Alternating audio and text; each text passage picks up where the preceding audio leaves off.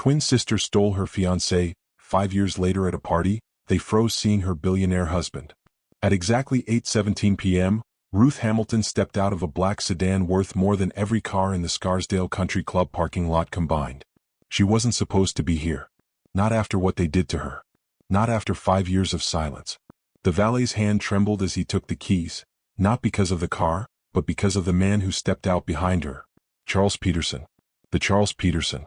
The one whose name appeared on hospital wings, scholarship funds, and Fortune 500 boards. And he was holding her hand. Inside the crystal chandelier ballroom, Betty Hamilton Clark was mid-laugh, champagne glass raised, when someone whispered a name that made her spine lock. Ruth. Henry's face drained of color so fast his wife thought he was having a stroke. Because the woman he'd humiliated, the quiet, forgettable woman he'd replaced with her own sister, was walking through the door wearing dignity like armor. And everyone was staring. The host tapped the microphone twice. Ladies and gentlemen, we have a very special announcement tonight. This year's anniversary gala has been made possible by our largest single donor in the club's 104-year history. Betty's champagne glass slipped. Not fell. Slipped. Because she already knew. Mr. and Mrs. Charles Peterson. The applause was deafening. Ruth didn't smile. She didn't wave. She simply stood there, her hand resting lightly on Charles's arm, while the room that had once watched her be destroyed now rose to its feet for her. Henry's jaw was slack. Betty's mascara was running. And Ruth looked like she'd been expecting this all along. But here's what no one knew yet. Ruth didn't come back for revenge. She came back because Charles, the man who'd quietly loved her for 4 years, who'd married her in a courthouse with 2 witnesses, who'd never once asked about her past, had received the invitation first. Addressed to Mr. Charles Peterson and guest.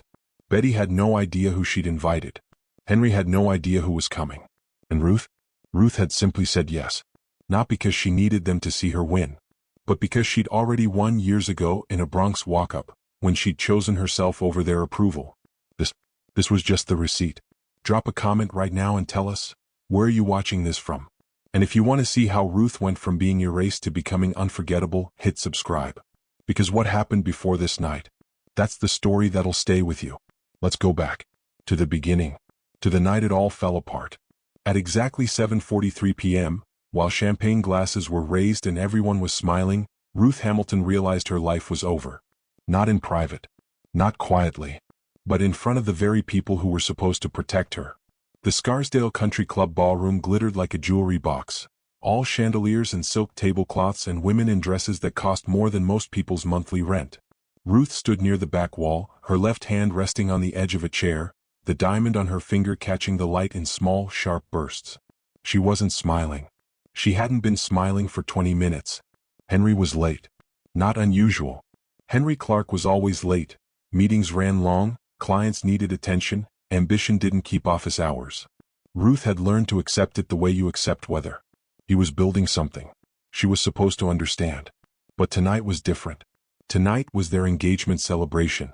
And her fiancé wasn't here. Ruth, darling, you look pale. Her mother appeared at her elbow, all concern and performance, the kind of worry that's meant to be overheard. Are you feeling all right? I'm fine. Where's Henry? On his way. Her mother's lips thinned. That look. The one that said don't embarrass us. Ruth had seen it her whole life. At piano recitals where she played correctly but not brilliantly, at dinners where she used the right fork but laughed too loud, at charity events where she wore the right dress but somehow still looked off. Ruth was always almost enough. Never quite. Your sister's here, her mother added as if that helped. Betty. Of course Betty was here. Betty, who'd been in California for 2 years. Betty, who'd sent a card when the engagement was announced but hadn't called. Betty, who walked into every room like she was the room's reason for existing. Ruth turned. And there she was. Across the ballroom, near the bar, in a red dress that should have been illegal, laughing with a group of men who looked like they'd forgotten they had wives. Betty's hair was longer now. Sun-bleached. Expensive. She looked happy. Ruth felt sick. I'm going to get some air, Ruth said. Her mother's hand clamped around her wrist. You will do no such thing. Smile. Henry will be here any moment. But he wasn't. 8 p.m. came. 8:15. The toast started without him. Ruth's father stood and said something about legacy and family and the importance of choosing the right partner. Everyone laughed at the right moments. Ruth's face hurt from holding the smile. And then, the door opened. Henry walked in. Finally, Ruth exhaled. But Henry wasn't looking at her. He was scanning the room, his jaw tight, his tie slightly loosened. He looked. What was that look? Guilty? Angry? Tired? Ruth started toward him. And then she saw where his eyes landed. On Betty. Not a glance. A look. The kind of look that has weight. The kind of look that means something already happened. Betty's smile faltered. Just for a second. But Ruth saw it. She saw everything. The way Henry's shoulders dropped when he saw her sister. The way Betty's hand moved to her collarbone, a nervous gesture Ruth had seen 1,000 times growing up. The way the air in the room seemed to tilt. Ruth stopped walking. Her father was still talking. Someone laughed. A waiter passed with a tray of champagne. And Ruth stood in the middle of the ballroom, her engagement ring catching the light, and understood. She didn't need him to say it. She didn't need Betty to confess. She just knew. The applause started. Her father had finished his toast.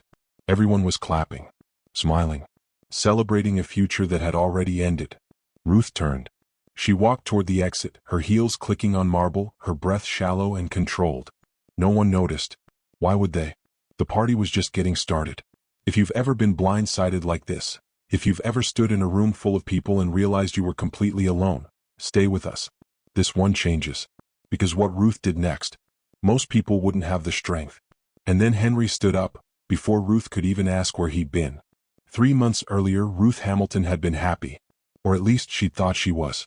Henry Clark proposed on a Wednesday evening at her parents' house, which should have been the first sign. Not at a restaurant. Not on a trip. Not even in private. He'd done it over dinner, with her parents watching, her mother already crying before he'd finished the question. The ring had been his grandmother's. A family heirloom, her mother had whispered, clutching Ruth's father's arm. He's serious about you. Ruth had said yes because that's what you did when a man like Henry Clark asked. Harvard Law. Junior partner track at Morrison & Steele. Good family. Better prospects. The kind of man Scarsdale mothers described as an excellent choice. And he was. On paper. In practice, Henry was. Fine. He worked late. He forgot plans sometimes. He talked about cases more than he asked about her day. But that was normal, wasn't it? That was what ambitious men did. You're lucky, her mother had said more than once. Men like that don't wait around. So Ruth planned the wedding. She tasted cakes. She looked at venues. She smiled through dress fittings while her mother critiqued the neckline, the silhouette, the way the fabric pulled across her hips. You'll want to lose 5 pounds before the big day, her mother had said, not unkindly. Just factually. The way you'd mentioned the weather. Ruth had nodded. She was good at nodding. The engagement party had been her mother's idea. We need to do this properly, she'd insisted. The Clarks are established. We can't look. She didn't finish the sentence. She didn't have to. Ruth knew what came after that pause.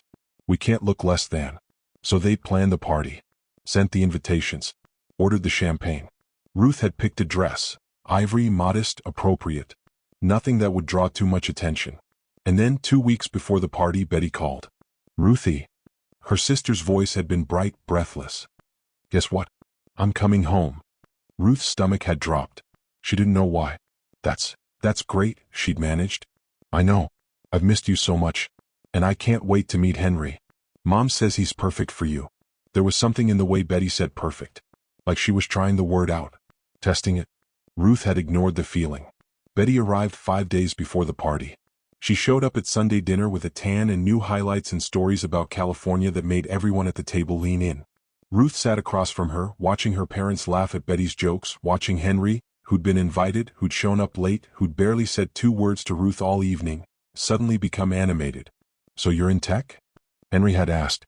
Marketing, Betty had corrected, smiling. For a startup. It's chaos, but I love it. That must be incredible. The pace out there. It's insane. But in the best way. Ruth had cut her chicken into smaller and smaller pieces. No one noticed. After dinner, Ruth had found Betty in the kitchen. It's good to see you, Ruth had said and meant it. Mostly. Betty had hugged her, tight and quick. You too. And congratulations. Really. Henry seems great. He is. A lawyer, wow. Mom must be thrilled. She is. There'd been a pause. The kind that used to be comfortable. Now it felt like something else. Are you happy? Betty had asked.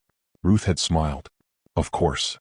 Betty had studied her for a moment, really looked at her, the way sisters do when they're trying to read what's not being said. Then she'd smiled back. Good. You deserve it. But something in her voice had felt wrong. The week before the party, Ruth saw them together.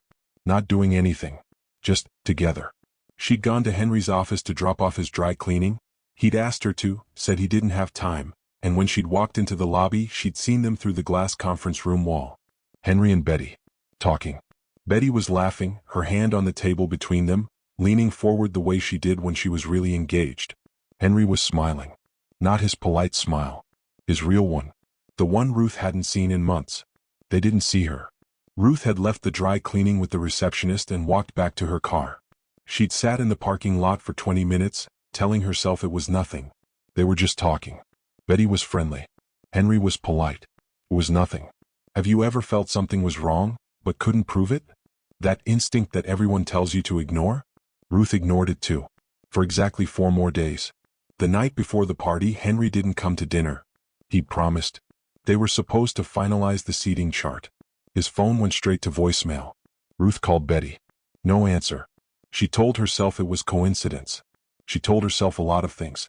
That night, Henry didn't come home. Ruth didn't sleep.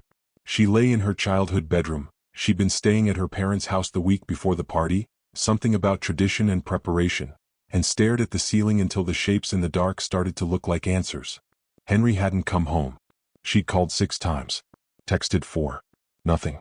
At 2:37 a.m. she'd finally gotten a response. Fell asleep at the office. Big case. Sorry. See you tomorrow. 7 words that should have been a relief. But relief doesn't make your hands shake. Relief doesn't make you check your sister's Instagram at 3 a.m. and notice she hasn't posted in 2 days when she usually posts twice daily. Relief doesn't sit in your chest like a stone. Ruth got up at dawn. She showered, dressed, put on the face her mother had taught her, the one that said everything is fine even when your world was folding in on itself. Henry showed up at 9 a.m. He looked tired. His shirt was wrinkled. There was coffee on his collar. I'm so sorry, he said, and he sounded it. He sounded exhausted and apologetic and exactly like a man who'd worked all night. Ruth wanted to believe him. It's fine, she heard herself say. No, it's not. Tonight's important. I should have. It's fine, Henry. He'd looked at her then. Really looked. And for a second she thought he might tell her the truth. Whatever the truth was. But he didn't. He kissed her forehead, quick, automatic, and said, I'll be there tonight. I promise. He wasn't. Or he was. Just 3 hours late.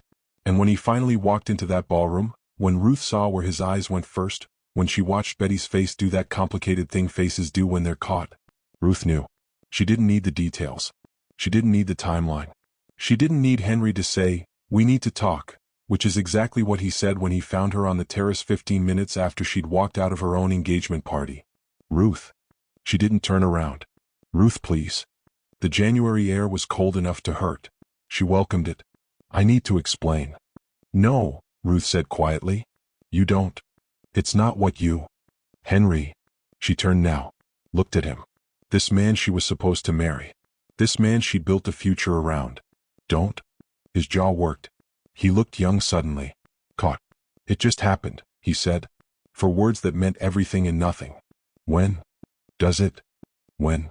He exhaled. 2 weeks ago. 2 weeks. While Ruth was tasting cakes and losing 5 pounds and picking out flowers. While her mother was seeding charts and her father was writing checks. While Ruth was trying to be enough. Betty, Ruth said. Not a question. Henry's silence was the answer. Does she love you? Ruth asked. I don't know. Do you love her? Ruth? Do you? Yes. The word hung in the frozen air between them. Ruth nodded slowly. Once. Twice. Then she took off her engagement ring. She didn't throw it at him. She didn't cry. She didn't scream. She simply held it out, waiting for him to take it. Ruth, we can. Take it. His hand shook when he did. I'm sorry, he whispered. Ruth almost laughed. Sorry. As if that word could cover this. She walked past him, back through the terrace doors, through the ballroom where people were still drinking and laughing and celebrating a future that no longer existed. Her mother intercepted her near the entrance. Ruth, where have you? I'm leaving. What? No. You can't just.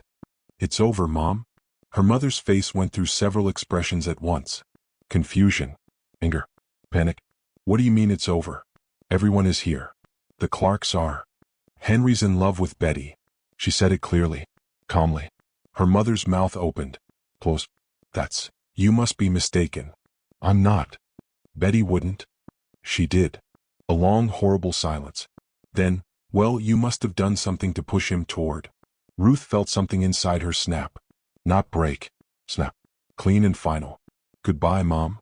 Ruth Elizabeth Hamilton, you will not walk away from. But she already was. Ruth went home, to the apartment she and Henry had just signed a lease on, the one they were supposed to move into after the wedding, and she packed. Not everything. Just what was hers. Clothes, books, the photographs that were only hers, not theirs. She left the dishes, the furniture they'd picked out together, the life they'd imagined. She packed like she was erasing herself. Efficiently. Quietly. She didn't cry. She didn't break anything. She didn't call anyone. By noon, Ruth Hamilton no longer lived in Scarsdale. Most people would explode here. Most people would make scenes, demand explanations, burn bridges. Watch what she does instead. Because this is just the beginning. Ruth called her aunt. Her father's sister. The one who lived in the Bronx. The one her mother described as unfortunate because she'd never married, never had the right career, never fit the Scarsdale mold. I need a place to stay, Ruth said when Aunt Marion answered. No explanation. No breakdown. Just the ask. Marion didn't ask questions. How soon can you be here? 2 hours. I'll make up the guest room. Ruth hung up. She took one last look at the apartment. At the life she'd almost lived. Then she closed the door behind her. She didn't leave a note. She didn't tell her parents where she was going. She simply vanished. And for the first time in her entire life, Ruth Hamilton made a choice that had nothing to do with what anyone else expected. She chose herself. Even if herself meant a studio apartment in the Bronx and a future she couldn't see. Even if it meant starting over with nothing. Even if it meant disappearing. By noon, Ruth Hamilton no longer lived in Scarsdale. And for 3 years no one came looking. The Bronx was loud in ways Scarsdale never was. Car horns at 2 a.m. Neighbors arguing through thin walls. The subway rattling the windows every 12 minutes. The bodega on the corner that never closed, its neon sign buzzing like an angry wasp. Ruth learned to sleep through all of it. Aunt Marion's apartment was small. A one-bedroom in a pre-war building with radiators that clanged and pipes that groaned. Ruth took the couch for the first 2 weeks, then Marion insisted she take the bedroom. I'm up late anyway, Marion had said. She worked nights at Mount Sinai, administration, the kind of job that kept the hospital running but never got mentioned at dinner parties. The kind of job Scarsdale people pitted. Marion was 53, sharpied, and had never apologized for her life. Ruth envied that. You going to tell me what happened? Marion asked on the third night, handing Ruth a cup of tea. Not yet. Fair enough. And that was it. No pushing. No judgment. Just space. Ruth had forgotten what space felt like. She got a job within a week. Not a career. A job. Receptionist at a community health clinic in Mott Haven. $22 an hour. No benefits for the first 90 days. The office smelled like disinfectant and old carpet. Ruth sat at the front desk and checked people in. Took copays. Answered phones. Learned Spanish phrases from the medical assistant Clara, who laughed easily and ate lunch at her desk and never asked Ruth where she came from. No one asked. That was the gift of anonymity. In Scarsdale, Ruth had been someone's daughter. Someone's fiancé. Someone's disappointment. Here she was just Ruth. The quiet girl at the desk who showed up on time and never complained. She liked it. Her phone rang constantly the first week. Her mother. Her father. Henry. Even Betty. 12 calls. 14. 20. Ruth turned her phone off. She got a new number. She didn't tell anyone what it was. For the first time in her life, Ruth Hamilton was unreachable. And it felt like breathing. Back in Scarsdale, the story spread quickly. Ruth Hamilton had a breakdown. Poor thing couldn't handle the pressure. Always was a bit fragile, wasn't she? Her mother told people Ruth was taking time to find herself, which was code for we're humiliated but pretending we're not. Henry and Betty got married 6 months later. Quiet ceremony. Immediate family only. Ruth's parents went. She saw the photos on Facebook. She kept one burner account just to watch, just to know, and felt nothing. Not anger. Not grief. Nothing. Betty looked beautiful. Henry looked relieved. Ruth closed the laptop and went to work. The years moved like water. Slow, then fast, then slow again. Ruth learned the rhythm of the clinic. The patients' names. The way Mr. Rodriguez always tried to pay in cash even when his insurance covered it. The way Mrs. Chen brought dumplings every Chinese New Year. The way the waiting room filled up on cold days because people had nowhere else to go that was warm. She learned to see people. Not their status. Not their potential. Not what they could do for her. Just people. Tired people. Sick people. People trying. It changed something in her. Clara noticed first. "You smile now," she said one afternoon, unprompted. Ruth looked up from the schedule. "What? When you started, you never smiled. Now you do." Ruth thought about that. "I guess I do." "Good," Clara said. "Smiling looks better on you than whatever you were doing before." Ruth didn't date. Men asked sometimes. The security guard, a patient's nephew, the guy who delivered medical supplies. But she always said no. Politely. Firmly. No. She wasn't avoiding it. She just didn't want it. Not yet. Maybe not ever. And that felt like freedom too. Marion got sick in year 2. Nothing fatal. Just exhausting. Pneumonia that wouldn't quit, then complications, then months of recovery. Ruth took care of her. Cooked meals. Managed medications. Sat with her during the bad nights when breathing felt like work. "You're good at this," Marion said once, her voice rough. "At what?" "Taking care of people." Ruth had shrugged. "You took care of me. That's different." "How?"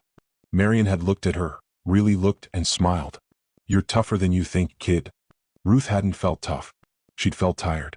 But she kept going. "Because that's what you did." In Scarsdale, Betty got pregnant. Ruth saw the announcement online. A perfect photo. Betty glowing. Henry's hand on her stomach. "We're so blessed," the caption said.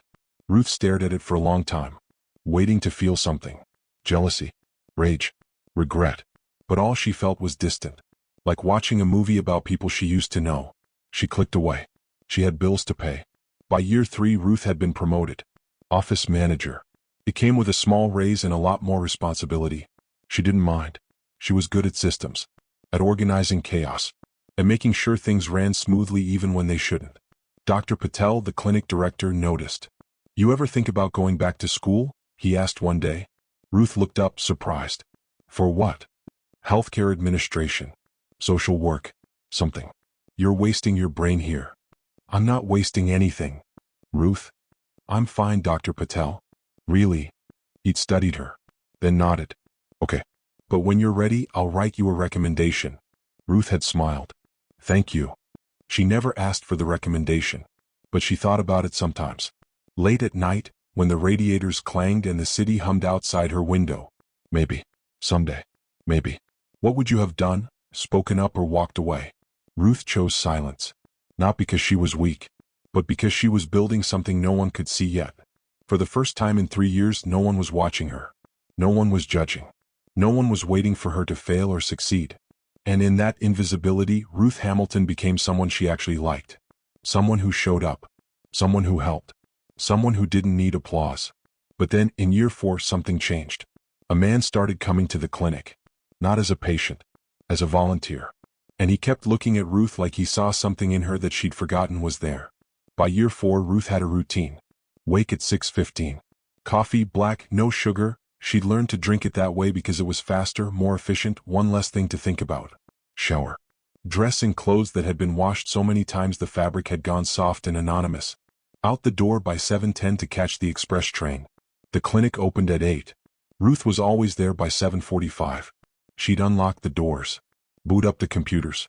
Make sure the waiting room chairs were straight, the magazines relatively current, the children's corner stocked with toys that weren't broken. Small things. Things no one noticed until they weren't done. That was Ruth's specialty now. Being essential in ways that were invisible. Dr. Patel arrived at 8:15, always with the same greeting. "Morning, Ruth. We ready?" Always. And they were. Even on the days when they shouldn't have been. The work was relentless. Patients who couldn't pay. Insurance companies that wouldn't cover. Prescriptions that cost more than rent. Appointments that ran an hour late because someone needed 5 more minutes, 10 more minutes, just a little more time because this was the only place they felt heard. Ruth learned to stretch minutes. To make room where there wasn't any. To tell a mother with 3 kids and no child care, "Bring them. We'll figure it out," and then spend her lunch break reading picture books in the corner while Clara handled intake. To stay late, not because she was asked, but because Mrs. Chen's daughter was coming from Queens and the last train was delayed and someone needed to wait with her. To spot the signs when Mr. Rodriguez's diabetes was getting worse and gently, carefully, without judgment, help him apply for the prescription assistance program he was too proud to ask about. These weren't in her job description. No one was keeping score. But Ruth kept showing up anyway. At night, she went home to Marion's apartment. Her apartment now, technically, since Marion had moved in with her partner upstate, and she made dinner. Simple things. Pasta. Soup. Sandwiches. She ate at the small kitchen table, the same one Marion had eaten at for 30 years, and she read. Not romance novels. Not escapist fiction. Healthcare policy. Grant applications. Community resource guides. She was teaching herself. Slowly. Quietly. Building knowledge the way you build muscle. Through repetition, through strain, through showing up even when you don't feel like it. On Saturdays, she volunteered at the food pantry 3 blocks away. On Sundays, she did laundry and meal prep and budgeted down to the dollar. She sent money home. Not to her parents. To Marion. $200 a month. Every month. You don't have to do this, Marion had said the first time. I know. Ruth. You gave me a place to land when I had nothing. This is nothing. But it wasn't nothing. It was everything Ruth had left after rent, subway fare, groceries, and the small emergency fund she was building one paycheck at a time. Marion stopped protesting. She just sent thank you texts with heart emojis. Ruth saved everyone. The clinic started getting noticed. Not famous. Not viral. Just noticed. Local news did a piece on community healthcare. Dr. Patel was interviewed. Ruth was in the background of one shot, smiling at a patient, her face slightly blurred. Anonymous. Exactly how she liked it. But the piece brought attention. A city councilman's office called about funding. A nonprofit reached out about a partnership. A medical school asked if they could send students to observe. Dr. Patel was thrilled. We're doing something right, he'd said during a staff meeting. Ruth had organized the grant applications. She'd written the reports. She'd pulled the data that showed their patient outcomes, their cost efficiency, their community impact. No one mentioned it. She didn't expect them to. Clara figured it out first. They were closing up one night, late, almost 9 p.m., after a day that had started with a water leak and ended with a patient in crisis, and Clara had just looked at her. You know half this place runs because of you, right? Ruth had laughed. That's not true. Ruth, the grants? The scheduling system that actually works now? The way patients don't have to wait 3 months for appointments anymore? That's team effort. It's you. Ruth had felt uncomfortable. Exposed. I'm just doing my job. No, Clara had said, her voice firm. You're doing everyone's job. And you don't take credit. Why? Ruth had paused, hand on the light switch. Because credit isn't the point. Clara had studied her for a long moment. Where did you come from, Ruth Hamilton? Nowhere important. I don't believe that. Ruth had smiled. Good. She'd turned off the lights. They'd walked to the subway together in comfortable silence. By year 5, Ruth had stopped checking Facebook. She didn't need to know anymore. Whether Betty was happy. Whether Henry regretted anything. Whether her parents ever asked about her. It stopped mattering.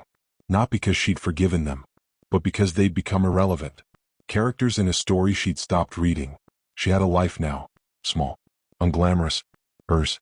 She had Clara, who texted her memes and brought her coffee when Ruth forgot to eat lunch. She had Dr. Patel, who trusted her with more responsibility than her title suggested. She had Marion, who called every Sunday and always asked, "You happy, kid?" And Ruth could honestly say, "Yeah, I am." Not the happiness she'd imagined at 25. Not champagne and country clubs and engagement rings. But something steadier. Something earned. The clinic threw her a small party when she hit 5 years. Cake from the grocery store. Cards signed by patients. Dr. Patel gave a speech about dedication that made Ruth's cheeks burn. Ruth doesn't do this for recognition, he'd said. She does it because it matters. And that's the kind of person you want on your team. Everyone clapped. Ruth had smiled, uncomfortable, grateful. That night she'd walked home in the rain and she'd thought, I did this. I built this. Me. No one had handed it to her. No one had approved it. No one had told her she was good enough. She'd just done it. Shown up. Worked. Helped. Day after day after day. And people trusted her now. Not because of her name or her family or who she was engaged to, but because she'd earned it. We've all lived seasons no one applauded. The years when you're rebuilding in silence. When you're becoming someone new and no one's watching. Ruth lived there for 5 years. And that's where she learned who she really was. But then, on a Tuesday morning in October, a man walked into the clinic. Tall, mid-40s, well-dressed but not flashy. He didn't look sick. He looked purposeful. "Can I help you?" Ruth had asked, professional, automatic. He'd smiled. "I'm looking for volunteer opportunities. I'm a financial advisor, semi-retired. I'd like to help with your grant applications if you need it." Ruth had blinked. That's very generous. But we can't pay." "I'm not asking to be paid." "Oh." She'd studied him. People didn't just walk into clinics in Mott Haven and offer free financial consulting.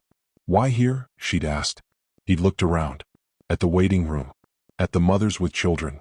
At the elderly man in the corner reading a Spanish newspaper. "Because this place matters," he'd said simply.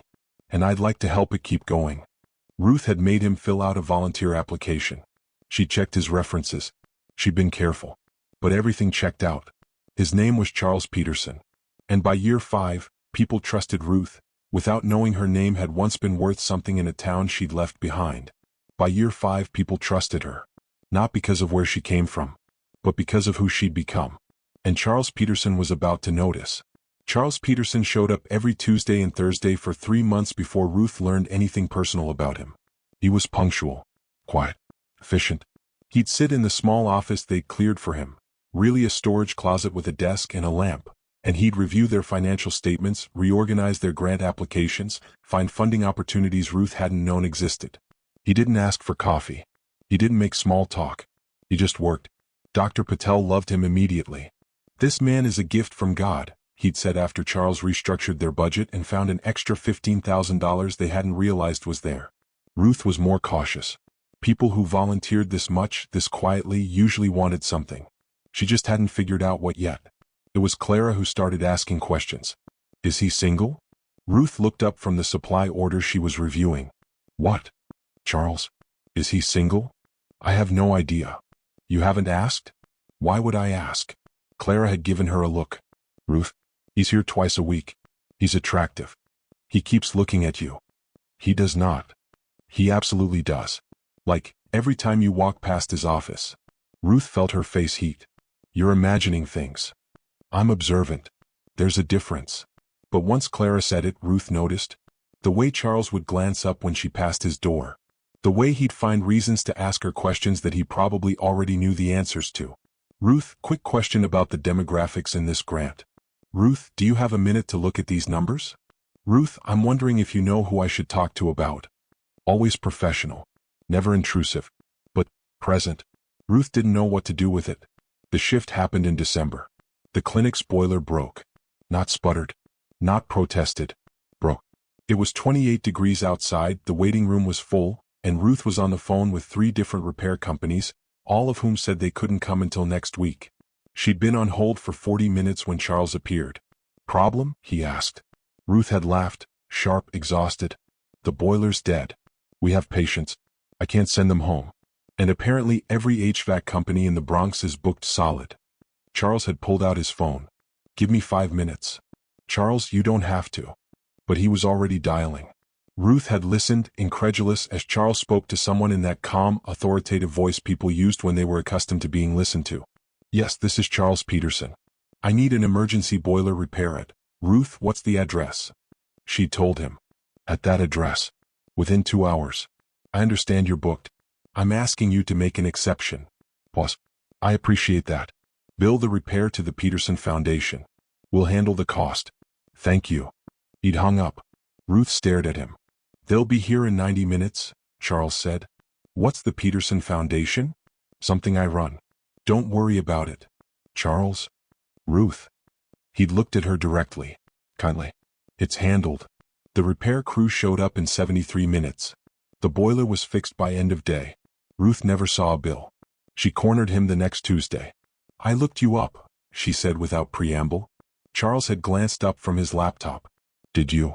"The Peterson Foundation has $400 million in assets. Closer to 500, but who's counting? You told us you were semi-retired." "I am." "You didn't mention you were." Ruth had gestured vaguely, words failing her. "You?" Charles had closed his laptop. Leaned back in his chair. "Would it have mattered?" "Yes. No. I don't know." "Ruth." His voice was gentle. I didn't tell you because I didn't want to be treated differently. I wanted to be useful. That's all. You paid for the boiler. I did. We can't accept. Consider it a donation. Charles? Ruth, I have more money than I'll ever spend. This clinic does good work. Let me help. Please. She'd studied him, looking for the angle, the catch, the thing he wanted in return. She couldn't find it. Why here? She'd asked finally. Of all the places you could help, why this clinic? Charles had been quiet for a moment.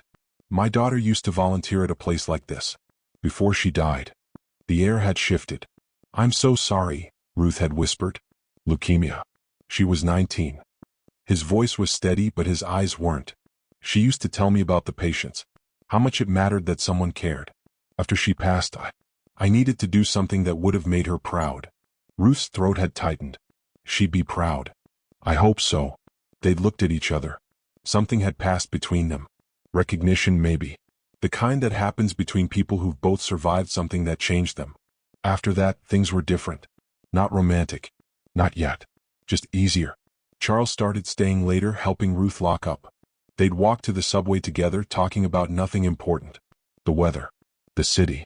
Books they'd read. Normal things. Ruth realized she'd forgotten what normal felt like. It was March when Charles asked her to dinner. Not at the clinic. Outside of it. There's a place in my neighborhood, he'd said. Nothing fancy. Good pasta. If you're interested. Ruth had hesitated. As friends? She'd asked. As whatever you're comfortable with. She'd thought about it. For the first time in 5 years, she'd thought about saying yes to something that wasn't work or obligation or necessity. Okay, she'd said. Charles had smiled. Really smiled. And Ruth had felt something she thought she'd lost. Possibility. Dinner was easy. Charles was easy. He didn't perform. He didn't impress. He didn't try to fix her or save her or make her into something she wasn't.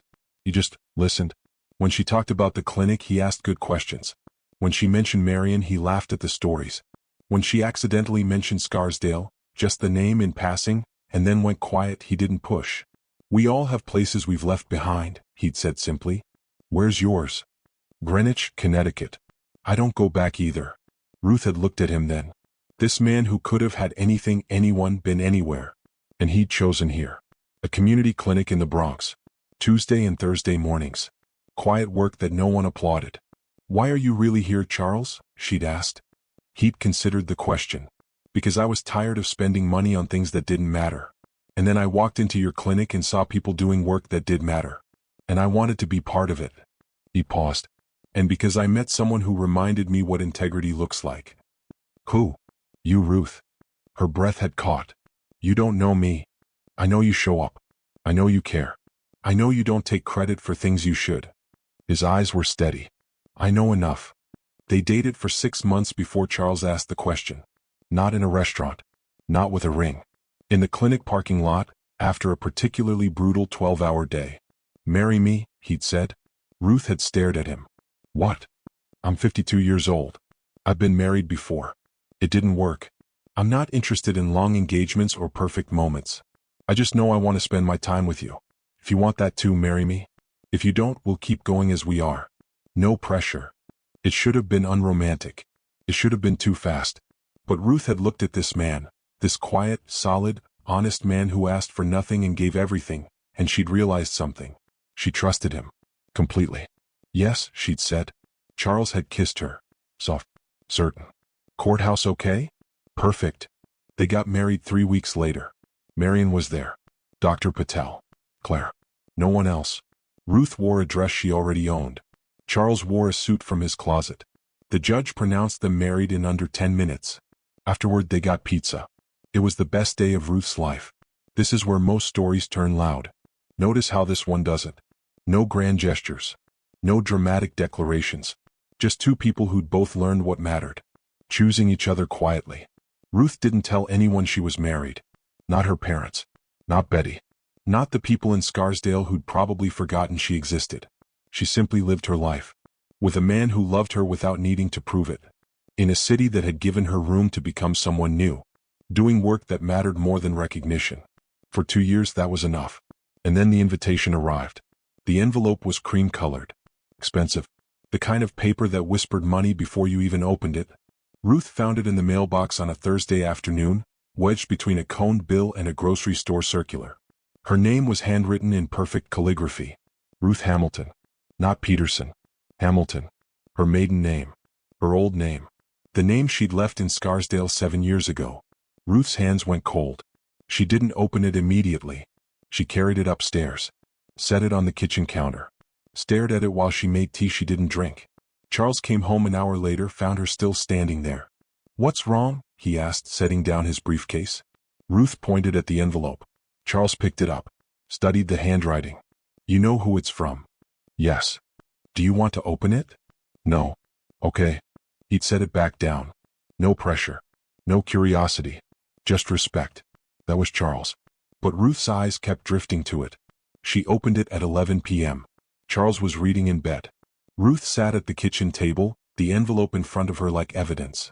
She slid her finger under the flap. Inside, an invitation. Heavy cardstock. Gold embossing. "You are cordially invited to celebrate the 10th wedding anniversary of Henry and Elizabeth Clark. Saturday, May 18th. The Scarsdale Country Club. 7 p.m. Ruth read it twice. 10 years. They'd been married 10 years. Which meant Ruth had been gone for 10 years. A decade. She'd built an entire life in the space where theirs had continued. At the bottom, a handwritten note. "Ruthie, I know it's been a long time. I'd really love to see you. Please come. B." Betty's handwriting. Still loopy and confident and somehow apologetic all at once. Ruth's hand shook. Charles appeared in the doorway. "Ruth?" She held up the invitation without speaking. He crossed the room. Read it over her shoulder. A long silence. "What do you want to do?" he asked finally. "I don't know." "Do you want to go?" "No." "Yes." "I don't know." Charles pulled out the chair beside her. "Saturday. Tell me what you're feeling." Ruth looked at him. This man who'd married her without needing to know her past. Who'd loved her without requiring explanations. "I'm angry," she said quietly. "Okay. I'm angry that she thinks she can just invite me. Like nothing happened. Like she didn't." Ruth's voice cracked. "Like she didn't destroy everything. She did destroy it. And now she wants me there? To celebrate? To watch her be happy with the man I was supposed to marry? Probably."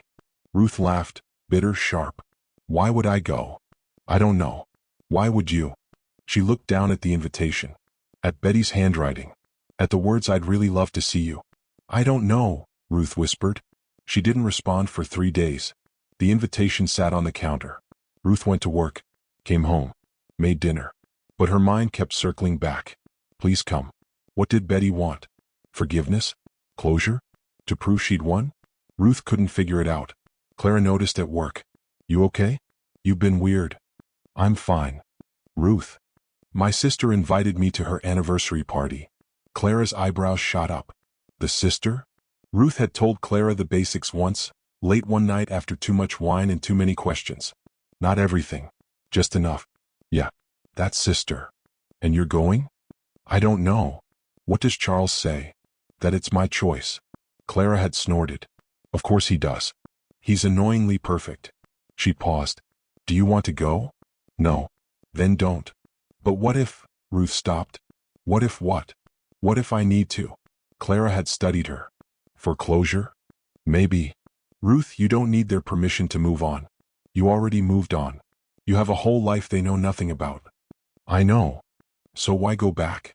Ruth didn't have an answer. That night, Charles found her on the fire escape. He didn't say anything. Just sat beside her, handed her his jacket when she shivered. After a while, "What are you afraid of?" Ruth had been expecting the question. "That I'll go and feel nothing.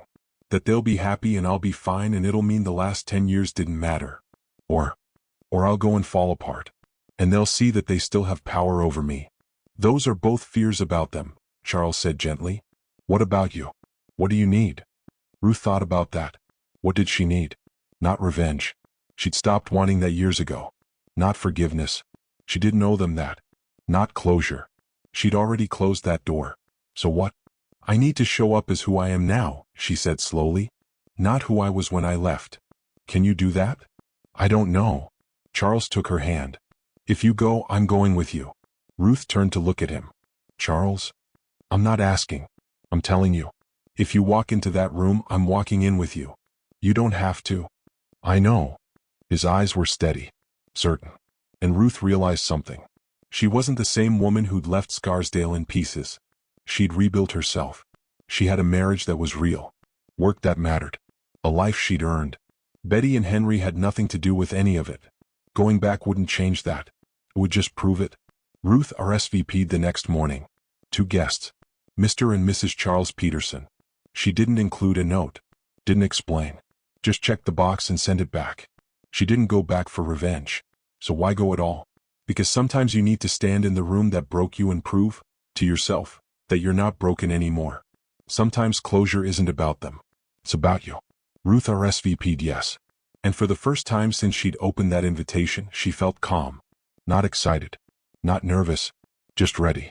Whatever happened at that party, it wouldn't define her. She'd already defined herself. This was just showing up to collect the receipt. The Scarsdale Country Club looked exactly the same.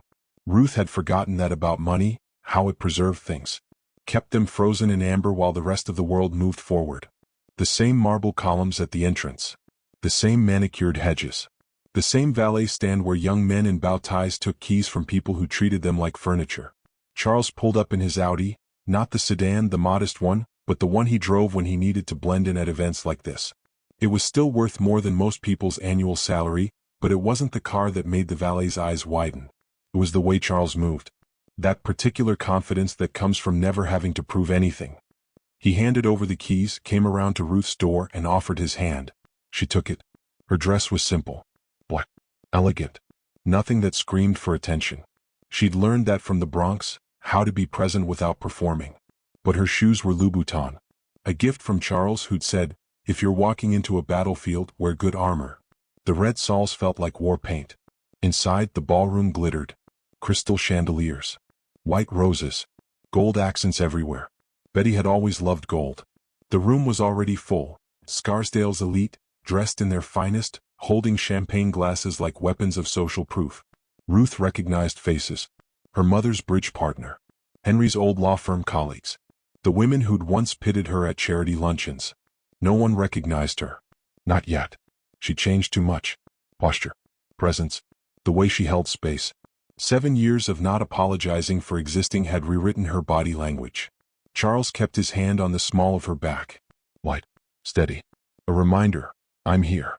They found their name cards at table 12. Not the head table. Not the family table. 12. Back corner. Near the kitchen doors. Ruth almost laughed. Even now, Betty was managing the optics. Invite the estranged sister, but don't give her a good seat. Charles read the table number and raised an eyebrow.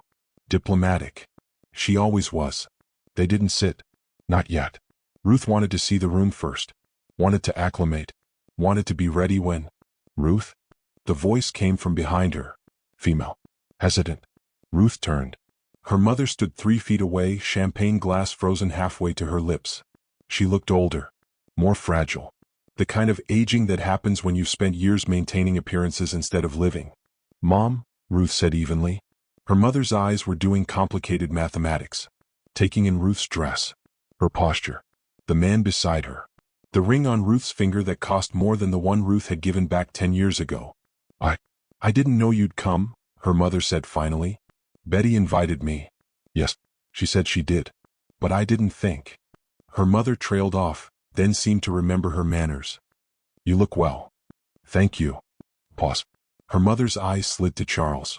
Ruth watched her mother calculate his net worth in real time based on his watch, his shoes, the way he stood. Scarsdale women were fluent in that particular language.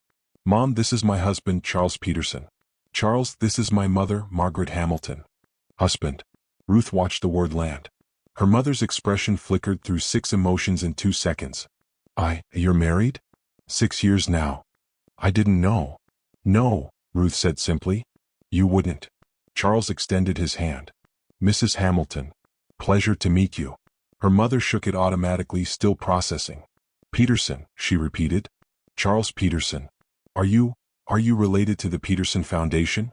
I run it, Charles said mildly. Her mother's face went white. Then red. Then carefully, painfully neutral. I see. Ruth felt nothing. No satisfaction. No vindication. Just a distant curiosity about why she'd ever needed this woman's approval. "If you'll excuse us," Ruth said. "We should find our seats." She walked away. Charles followed. Behind them, Ruth heard her mother's champagne glass hit a table too hard. They were halfway to table 12 when Betty appeared. She looked good. That was Ruth's first thought. Not happy. Not peaceful. Just good. Expensive highlights. Professional makeup. A dress that probably cost $3,000 and looked like it. Betty had always known how to dress for her life. "Ruthie." Betty's voice was thick. Emotional. Ruth stopped walking. "Betty." They stood there. Two sisters who'd once shared a bedroom, secrets, a childhood. Before one of them took everything from the other. Betty's eyes were wet. "You came," she whispered. "You invited me. I didn't think you would." "Neither did I." Betty glanced at Charles. Back to Ruth. You look amazing." "Thank you. I've missed you." Ruth didn't respond to that. Couldn't. Because the truth was complicated. She'd missed her sister too, the version of her sister who'd existed before betrayal. The girl who'd braided Ruth's hair and shared her clothes and promised to always be on her side. But that girl was gone. Had been gone for a decade. "I'm glad you're here," Betty said. "Really? There's a lot I want to say to you. Maybe later? When it's quieter?" Ruth felt Charles's hand on her back again. An anchor. "Maybe," Ruth said. It was the kindest lie she could offer. Betty smiled, relieved, hopeful, and then someone called her name and she was pulled away, back into the performance of hosting her own anniversary party. Ruth exhaled. "You okay?" Charles murmured. "Yeah, I am." And she was. They made it to table 12. Sat down. The couple across from them introduced themselves. A dentist and his wife, pleasant and chatty, completely unaware of the emotional minefield they were dining in. Ruth made small talk. She was good at it now. Years of patient intake had taught her how to make people feel comfortable, how to ask questions that made them talk about themselves, how to be present without revealing anything. The dentist's wife loved her. "You're so easy to talk to. What do you do?"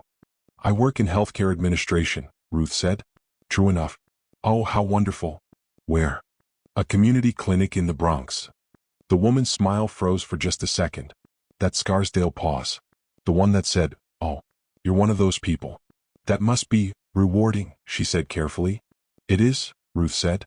Charles squeezed her hand under the table. Dinner was served. Speeches were made. Henry stood up, older now, his hairline receding, his confidence still intact, and talked about love and partnership and how lucky he was. He didn't look at Ruth once. She wondered if he even knew she was there. Betty cried during his speech. Pretty tears. The kind that didn't ruin makeup. Ruth ate her salmon and felt nothing. And then the host took the microphone. "Before we continue," he said, smiling broadly, "we have a very special announcement." Ruth felt Charles tense beside her. He knew what was coming. Ruth didn't. Not yet. This year's anniversary gala has been made possible by our largest single donor in the club's 104-year history. A donation that will fund our scholarship program, our facilities renovation, and our community outreach for the next decade. The room went quiet. Money always commanded silence in places like this. "Ladies and gentlemen, please join me in thanking Mr. and Mrs. Charles Peterson." The spotlight swung to table 12. Ruth's breath stopped. Charles had done this. Without telling her. Without asking. He'd made a donation, a massive donation, in both their names. The room erupted in applause. Everyone was standing. Everyone was staring. At Ruth. At Charles. At table 12, where the estranged sister who disappeared in shame was sitting beside one of the wealthiest men in Connecticut. Ruth's eyes found Betty's across the room. Watched her sister's face drain of color. Watched the champagne glass in Betty's hand start to tremble. Watched Henry's expression collapse into something that looked like grief. Because they understood now. What Ruth had become. Who she'd become. Not in spite of what they'd done to her. But because of it. If this tension feels familiar, if you've ever wanted to watch someone realize what they lost, subscribe. These moments matter. And what happens next? That's the part that'll stay with you. The applause continued. Ruth stood. Not because she wanted to. But because Charles stood first and she wasn't going to let him face this room alone. They stood together. Ruth in her simple black dress and her Louboutin armor. Charles in his perfectly tailored suit and his quiet dignity. And the room that had once watched Ruth be humiliated now stood and applauded her. Not for who she'd been, but for who she was. Ruth didn't smile. She simply nodded once, an acknowledgement, not a performance, and sat back down. The spotlight moved on. The party continued. But Ruth heard the whispers starting. Who is she? Ruth Hamilton? I thought she had a breakdown. That's Charles Peterson. The Charles Peterson. When did she marry him? How did we not know? The narrative was being rewritten in real time. And Ruth? Ruth just drank her water and waited for dessert. Betty found her on the terrace 20 minutes later. Ruth had stepped outside for air. The spring night was cool, the sounds of the party muffled through the French doors. She heard heels on marble. Turned. Betty stood in the doorway, backlit by the ballroom chandelier, her perfect makeup cracking at the edges. Ruthie. Ruth didn't respond. Betty stepped forward. I need to talk to you. I don't think that's a good idea. Please. Ruth looked at her sister. Really looked. And saw what she hadn't seen before. Betty wasn't happy. The expensive highlights, the designer dress, the picture-perfect life. None of it reached her eyes. She looked tired. Lonely. Like someone who'd gotten everything she wanted and discovered it wasn't enough. What do you want, Betty? Ruth asked quietly. I want to explain. There's nothing to explain. Yes, there is. What happened with Henry and me, it wasn't supposed to, I never meant to. You never meant to sleep with my fiancé? Betty flinched. Or you never meant to marry him? I didn't plan it, Ruth. Just happened. We were working late at his office. I was helping with a case and we just... I don't need the details. I hurt you. I know I hurt you. And I'm sorry. God, Ruth, I'm so sorry. Ruth felt something crack in her chest. Not break. Just open. Do you know what the worst part was? Ruth said. It wasn't losing Henry. I didn't even love him. Not really. I was just trying to be who everyone expected me to be. Betty's eyes widened. The worst part, Ruth continued, her voice steady, was that you were my sister. And you didn't even call. You didn't check on me. You didn't ask if I was okay. You just took what you wanted and moved on. I was scared. So was I, Betty. I was terrified. And alone. And I rebuilt my entire life from nothing. Without you. Without Mom and Dad. Without anyone. I know. I see that now. You're incredible, Ruth. Everything you've become. Stop. Betty stopped. I didn't become anything for you, Ruth said. I didn't do any of this so you'd see it. I did it because I had to survive. I know. Do you? Because from where I'm standing, you invited me here to make yourself feel better. To get forgiveness you haven't earned. To turn my life into a story you can tell at parties. Oh, my sister's doing so well now, isn't that wonderful? Betty's face crumpled. That's not fair. Fair? Ruth's laugh was hollow. You want to talk about fair? No, you're right. Betty's voice broke. I just miss you. And there it was. The truth under all of it. Betty missed her. Ruth felt it land. Felt the weight of it. And felt nothing shift.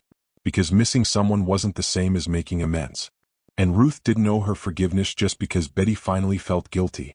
Then the host took the microphone. The announcement was still echoing when Ruth saw him. Henry. Crossing the ballroom toward the terrace. Toward them. He'd seen Betty leave. Seen Ruth follow. And now he was coming to, what? Apologize. Explain? Defend? Ruth turned back to Betty. I think we're done here. Ruth, please. But Henry was already there. Ruth. His voice was careful. Controlled. The lawyer voice. Ruth had forgotten how much she hated that voice. Henry, she said flatly. He looked older up close. Stress lines around his eyes. Gray at his temples. The kind of aging that happens when you're carrying something heavy. Guilt maybe. Or just the weight of a marriage that had started with betrayal. I didn't know you'd come, he said. Betty invited me. She mentioned that, but I thought.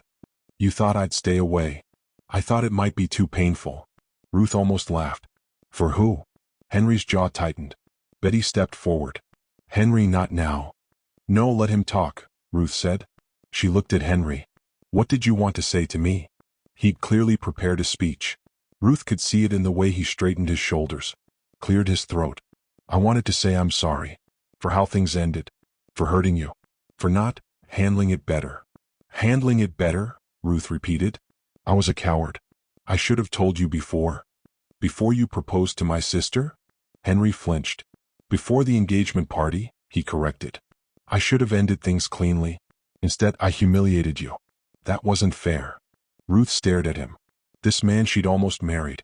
This man who'd once seemed like her entire future. And felt absolutely nothing. You're right, she said. It wasn't fair. But you know what? I'm glad you did it. That surprised him. What? I'm glad you humiliated me. I'm glad you chose Betty. I'm glad you blew up my life. Because if you hadn't, I would have married you. And I would have spent the rest of my life trying to be good enough for people who were never going to value me. She looked between them. Henry and Betty. The golden couple of Scarsdale. 10 years of marriage and they both looked exhausted.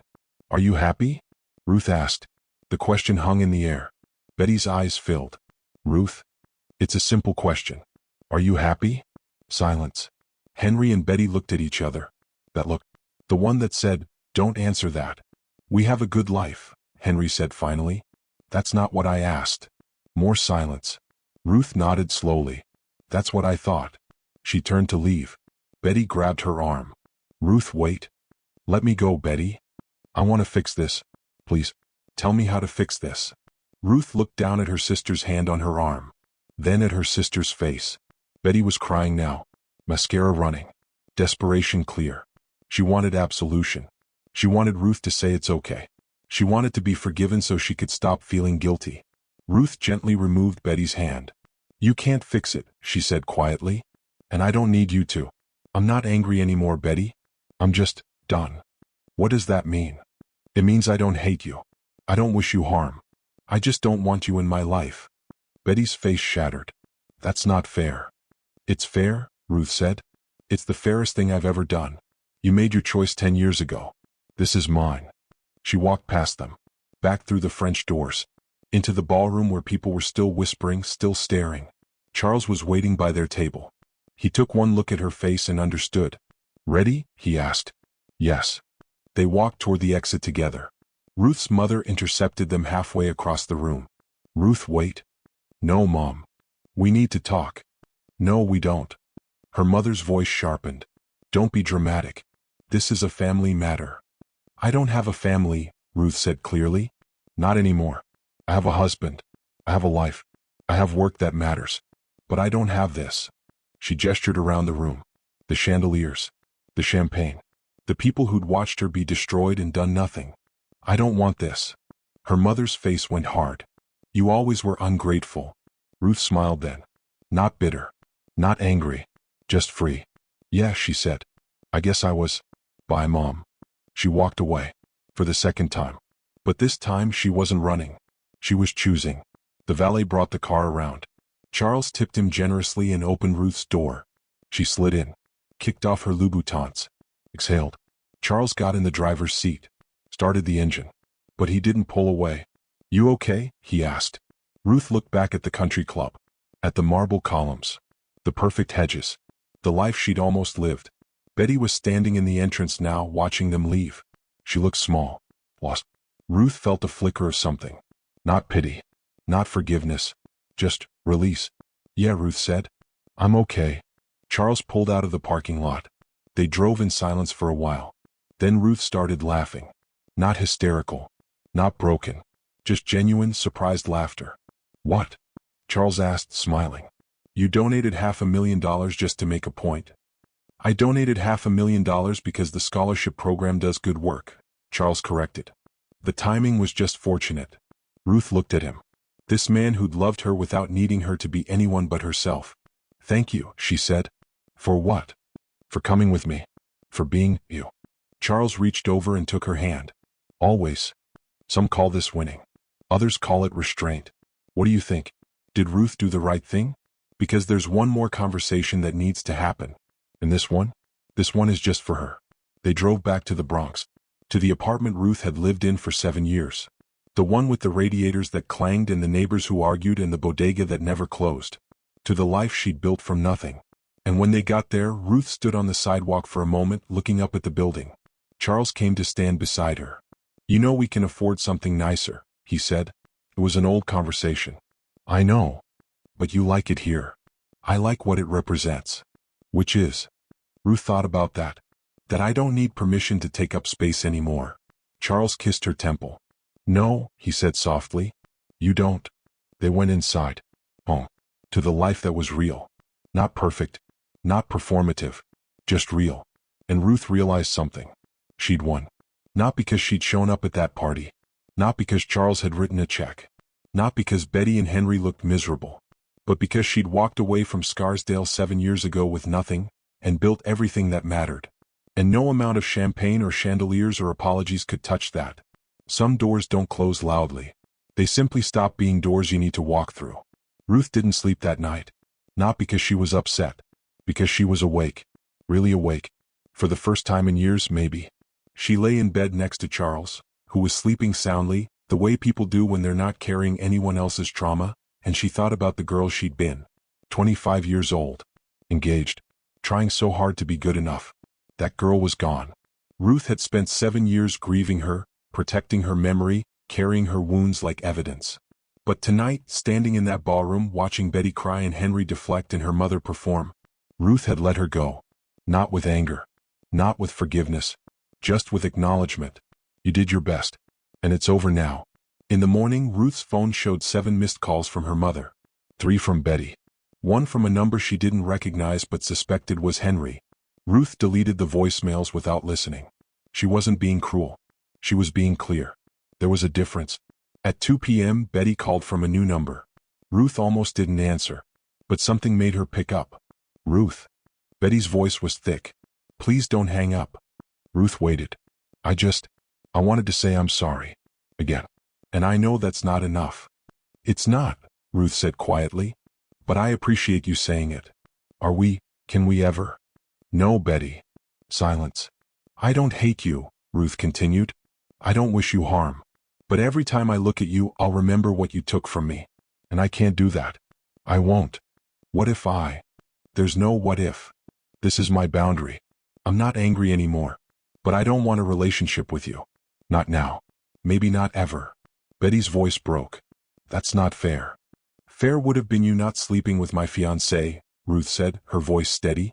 Fair would have been Mom and Dad asking where I went. Fair would have been anyone, checking if I was okay while I was living in a studio apartment in the Bronx trying to figure out how to survive. Betty said nothing. I'm not trying to hurt you, Ruth said, softer now. I'm trying to protect myself.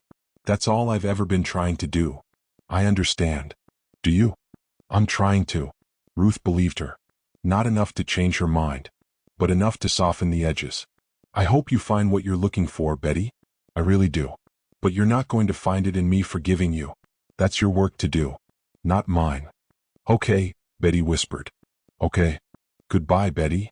Ruth hung up, and this time she blocked the number. That evening, Charles came home early. Found Ruth on the fire escape, watching the sunset turn the Bronx skyline orange and pink. He sat beside her without speaking. After a while, you blocked them. It wasn't a question. How did you know? You look lighter. Ruth smiled. I feel lighter. They sat in comfortable silence. Ruth leaned against him. Thank you, she said. For what? For not needing me to be anyone but myself. Charles kissed her temple. That's the only person I ever wanted. Some doors don't close loudly. They don't slam. They don't lock. They don't announce themselves. They simply stop opening. And you realize one day that you've walked past them 100 times without even trying the handle. Because you don't need what's behind them anymore. You've built new rooms. Better rooms. Rooms where you're wanted. Valued. See. Rooms that feel like home. Ruth never went back to Scarsdale. Not for holidays. Not for weddings. Not for funerals. Betty tried reaching out every few years. Ruth never responded. Not out of cruelty. Out of clarity. Some relationships couldn't be repaired. And that was okay.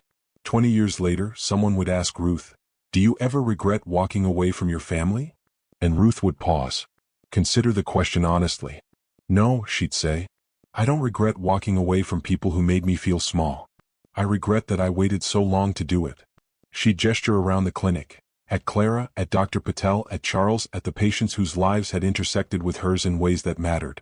This is my family, she'd say. And she'd mean it. If you wouldn't subscribe after this, tell us why below. Because stories like this matter. Stories about people who choose themselves. Who understand that some doors don't need to stay open. Some doors don't close loudly. They simply stop opening. And that's not a loss. That's freedom.